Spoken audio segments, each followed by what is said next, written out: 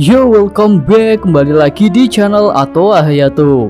Bagaimana kabar nakama sekalian? Semoga selalu baik-baik saja. Yosa, kemeriahan chapter 1044 yang lalu masih terasa. Kemunculan sosok Sun God Nika yang merupakan Gear 5 Luffy terasa sangat meriah. Lalu efek kekuatan Luffy yang kocak juga menjadi daya tarik tersendiri yang membuat kita sangat puas pada cerita di chapter lalu. Nah, beruntungnya minggu ini nggak libur guys. Jadi tak lama lagi kita akan melihat lanjutan chapter lalu. Dan seperti biasa setelah segmen komentar nakama, saatnya untuk segmen OP++. Di sini Mimin akan memprediksikan mengenai chapter 1045 mendatang. Dan tanpa basa-basi lagi, langsung aja kita mulai pembahasannya.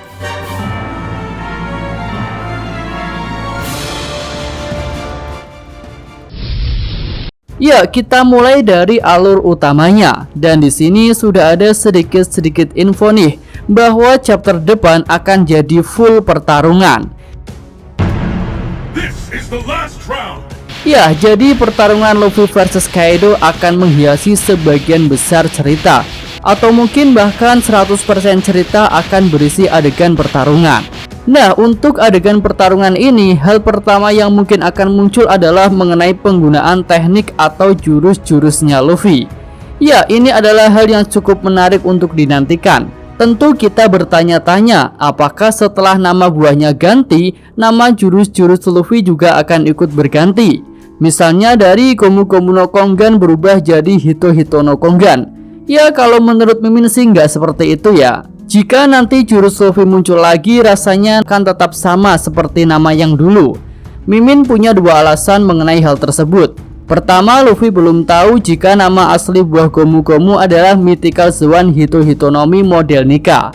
Pengungkapan nama itu hanya terjadi di lokasi para Gorosei. Jadi bahkan seluruh orang yang ada di Onigashima belum tahu mengenai nama asli Gomu Gomu no Mi. Alasan kedua, ada beberapa pengguna buah Hito-Hito, misalnya Sengoku dan Chopper. Jadi gak pas juga ya jika Luffy pakai nama Hito-Hito untuk jurus-jurusnya. Jadi untuk jurus Luffy nanti masih akan tetap sama sih, memakai Gomu Gomu no Mi. Hanya saja nama belakangnya yang mungkin akan berubah sesuai dengan nama jurus barunya. Nah, selanjutnya Kaido akan kembali berubah ke mode hybrid. Ya, tentu karena mode tubuh besar naganya terlihat tidak berguna untuk bertarung melawan Luffy. Dalam mode hybrid, Kaido akan bisa bergerak lebih cepat dan serangan yang dihasilkan juga lebih efisien. Lalu Kaido akan menggunakan mode pembunuh yang sudah terbukti punya kemampuan serangan yang besar. Selanjutnya Kaido akan mulai menyerang, tapi Luffy masih tetap santai dan tertawa-tawa. Hingga akhirnya pukulan Kanabo Kaido bisa mengenai tubuh Luffy. Tapi tunggu dulu, tubuh elastis Luffy yang sudah awakening, Mimin rasa akan punya kemampuan untuk memantulkan serangan Kaido. Ya, walaupun Kaido menggunakan Hausoku Haki, Luffy juga bisa menggunakan Hausoku Haki yang sama untuk melapisi tubuh karetnya. Dan pukulan Kaido pun akan memantul tanpa saling bersentuhan. Lalu bisa juga akan terjadi adegan komedi lagi, di mana pantulan Kanabo Kaido itu malah akan menghantam wajah Kaido sendiri. Nah, selanjutnya Luffy akan melakukan serangan balasan. Wujud hybrid Kaido yang menggunakan mode pembunuh tak berdaya di hadapan Luffy. Kaido pun akan kembali dihajar berulang kali oleh Kapten Topi Jerami itu, hingga akhirnya Kaido kembali tersungkur ke tanah. Lalu apakah pertarungan ini sudah selesai? Ya, tentu saja belum guys. Menurut Mimin pada titik ini saatnya untuk menggunakan kartu asnya Kaido.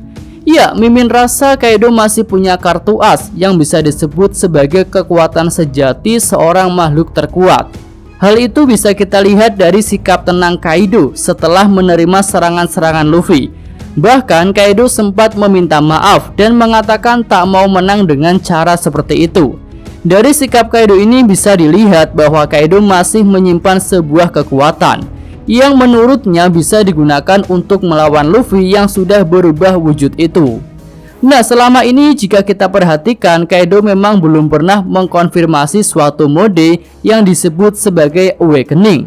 dan rasanya akan pantas jika Kaido menggunakan mode awakening ini untuk melawan Luffy yang juga sudah mencapai wujud awakening. Lalu dengan mode awakening ini Kaido akan menunjukkan wujud baru yang bisa jadi memiliki perbedaan cukup jauh dengan mode hybridnya yang biasa. Nah, disinilah pertarungan puncak yang sebenarnya akan terjadi antara makhluk terkuat saat ini melawan kesatria pembebasan yang pernah muncul 800 tahun yang lalu. Kemudian untuk teknik-teknik yang digunakan Kaido, Mimin rasa tak akan beda jauh dengan teknik yang dia gunakan selama ini. Misalnya seperti Ramei Hake. Tapi bisa jadi akan ada atribut baru yang ditambahkan pada bentuk serangannya dan mungkin pada wujudnya juga. Nah, atribut yang Mimin maksud ini akan berkaitan dengan kemampuan elemen alam seperti api, angin, dan petir. Selama ini Kaido lebih sering menggunakan kemampuan elemennya ketika dalam wujud full Zoan. Hanya sesekali saja Kaido menembakkan Borobreed ketika dalam wujud hybrid.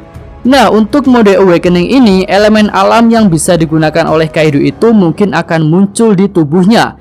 Ya, ibaratnya seperti rambut Luffy yang katanya berapi dan juga tentang sabuk asapnya.